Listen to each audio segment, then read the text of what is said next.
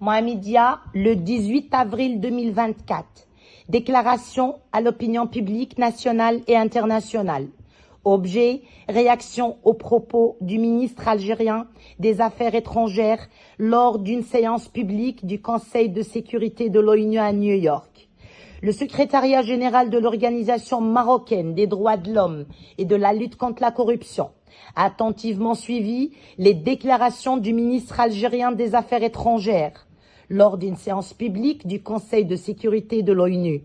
Le ministre a tenté de manière fallacieuse et erronée de corréler les enjeux du Sahara marocain avec ceux de la Palestine. Cette démarche illustre clairement la volonté du régime algérien de mobiliser toutes ses ressources pour soutenir les revendications d'une entité séparatiste fictive.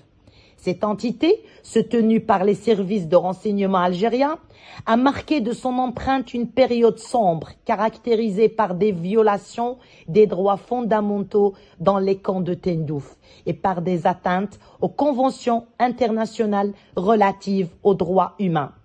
Pour rappel, le Maroc a réintégré de manière irrévocable son territoire du Sahara en 1975. L'instigation de conflits régionaux par le régime militaire algérien, par le biais de la création et du soutien à des mouvements séparatistes, risque d'accroître le terrorisme et de compromettre la sécurité régionale. Signé par Nabil Ouazzar, secrétaire général de l'Organisation marocaine des droits de l'homme et de la lutte contre la corruption.